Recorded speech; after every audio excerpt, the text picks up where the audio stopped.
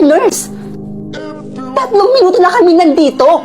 Pero hanggang ngayon, hindi niyo pa rin inooperahan yung anak ko. Ano hinihintay niyo? Mamatay siya mula sa sakit bago kayo umaksyon? Mrs., kumalma lang po muna kayo. Sorry po, pero hindi po kasi kami basta-basta nag-oopera hanggat wala pong doktor. Hintay na lang po natin si Doktora Gina. On the way na po siya. Tinawagan ko na po. Nasan ba kasi yung Doktora Gina na yan?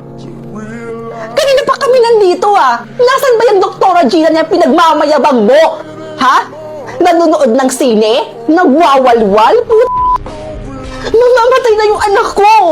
I'm here. What's happening here? Doktora Gina? Mabuti naman na dumating na kayo. Ikaw? Ikaw si Doktora Gina? Napaka-irresponsable mo. Alam mo, ang nararapat sa'yo mawala ng lisensya. Mamamatay na yung pasyente mo, Mamamatay na yung anak ko, and yet ikaw, chill lang? Ma'am, relax lang po kayo. Relax? Kung yung anak mo yung nasa kalagayan ng anak ko ngayon, ha? Makakapag-relax ka pa ba, doktora? Naranasan mo na bang mamatayan ng anak? Hindi ikaw ang mamamatay ng anak, kaya nasasabi mo yan.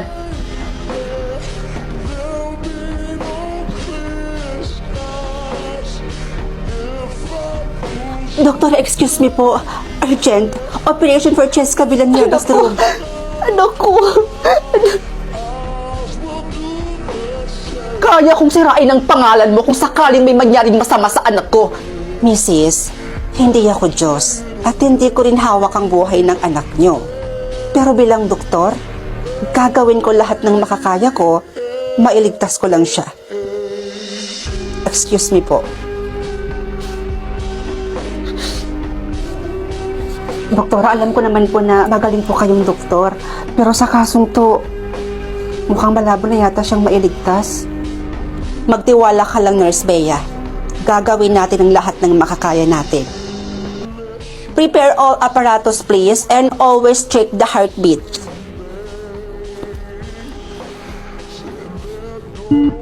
Doktora, paano kung hindi na natin siya kayang iligtas?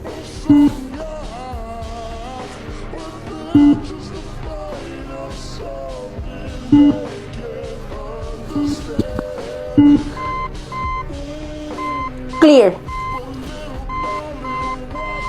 Doktora, wala na po talaga eh.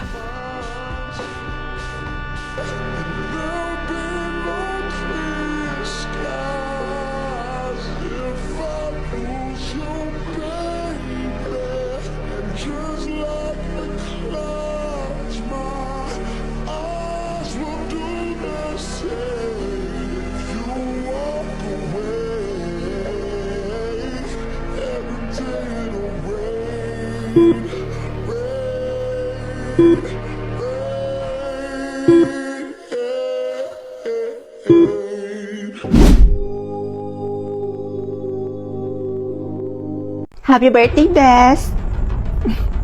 Thank you, Bes! Oh, ready ka na ba sa magiging task mo? Oo naman! Uy, alam mo, Bes, Gina, ang dali lang ng task niya. Kaya ayun, natapos niya kaagad. At ang yaman-yaman na niya ngayon. Hala talaga? Hala, sana all naman. Sana sa akin madali lang din, no? Anak, pakikuha nga ako ng box doon sa may basement. Sige po, pa. Anak, dito ka na lang. Ako na lang ang kukuha ng box doon sa basement.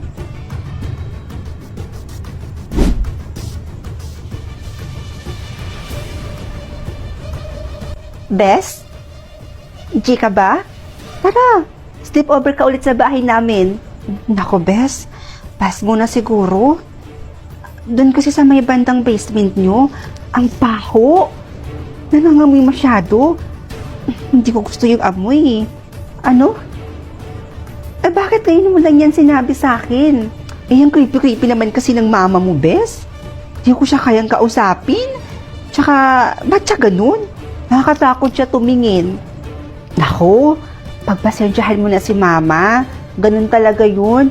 Tsaka, napagod lang siguro yun. Pero promise, ako pa mismo maglilinis sa bahay namin. Sige na nga. Basta maglinis ka dun sa bahay nyo, Lalong-lalo na dun sa may bandang basement. Sige, Bes. Ako bahala. Ma? Ano po ba yung laman ng basement, Ma? Sabi po kasi ng kaibigan kong si Princess, medyo nangangamoy daw po dun sa may bandang basement. Ano? Sinabi niya yun, anak? Ay, teka lang po, Ma, ha? Papapasukin ko muna si Princess kasi mag-i-sleep over po siya ulit dito sa bahay natin. Sandali lang po. Oh, Bes, dito ka muna, ha? Ipaghanda ko muna yung makakain natin. Bes, sige na anak. Kumuha ka na doon. Ako nang bahala sa kaibigan mo. O, sige po. Dito ka lang, ha?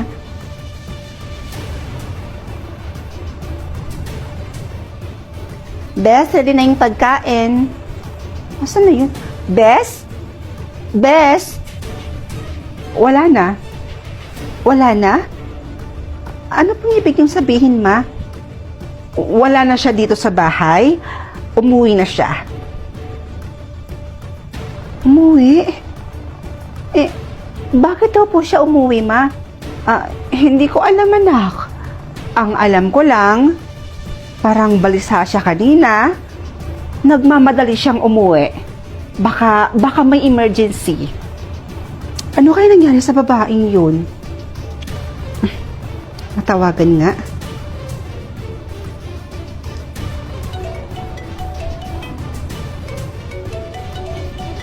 Teka, cellphone niya ba yun? Sa may bandang basement yun ah.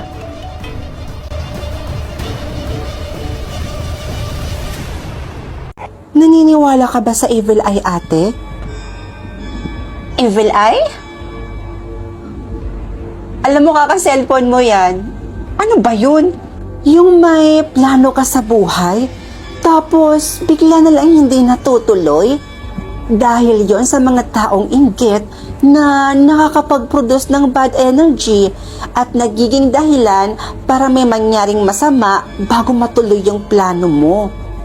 Kaya bili ka na sa akin ng pangontra, ate. Mura lang to. Sabi ni, didiskartehan mo pa ako, ah. Aba, tropa! Amoy December yung aura mo. Saan ka punta? Pupunta kami ng Subic ngayon ng boyfriend ko. Alam mo na, anniversary kasi namin ngayon. Alam mo, ang swerte mo dyan sa boyfriend mo, no? Sana talaga kayo na talaga. Tsaka Subic, ay nako, sulitin mo dun. Ako, dito lang ako sa milk shop ko. Tingnan mo naman, ang daming customer mula kahapon. Ngayon, feeling ko dadagsa na naman. Aba, successful ang tropa ah. Okay, sige na. Umalis ka na, bumiyahe ka na doon. Mag-ingat ka.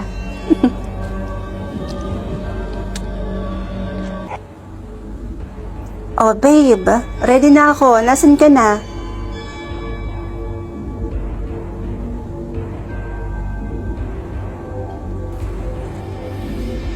Uy, tropa, bakit ka nandito? O, hindi ka ba natuloy, ha? Hindi ka natuloy, no? Andyan na, sandali. Pasensya ka na, tropa, ha? Ang dami ko na naman kasing customer ngayon. Sinabi ko naman sa'yo kanina, di ba? Na, ay nako, dadags talaga yung customer ko ngayon. Sige lang, sige lang. Sige, dito ka lang muna, babalikan kita.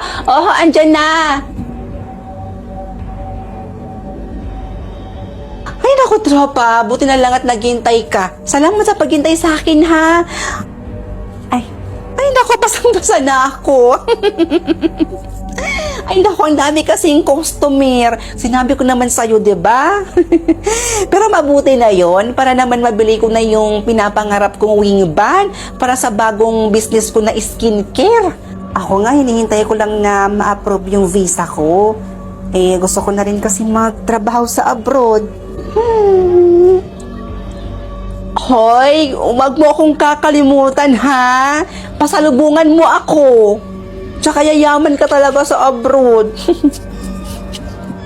Sige ho, salamat ho. Ate. Kakatawag lang nila ngayon. Pero sabi nila, malabo pang araw na ma-approve yung visa mo. Ano ba naman yan? Bad news na naman.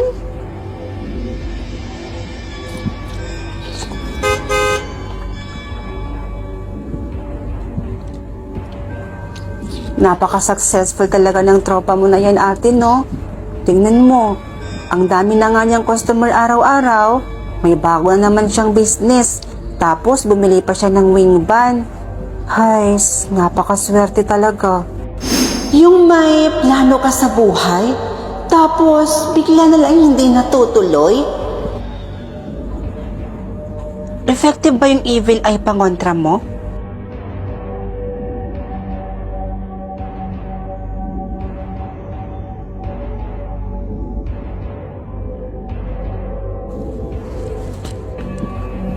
Uy, tropa! Wow ha!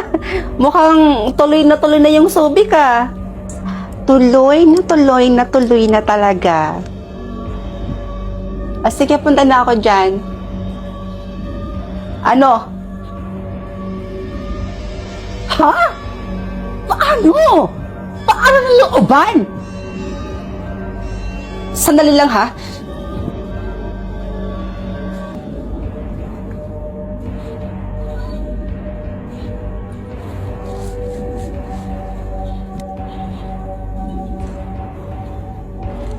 Oh sis, hello. Nasa biyahe pa kami, papuntang Subic. Pero malapit na kami. Bakit? Approve na yung visa mo, ate. Talaga? Finally! Thank you, Lord.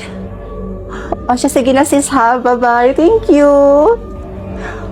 Babe, approve na yung visa ko.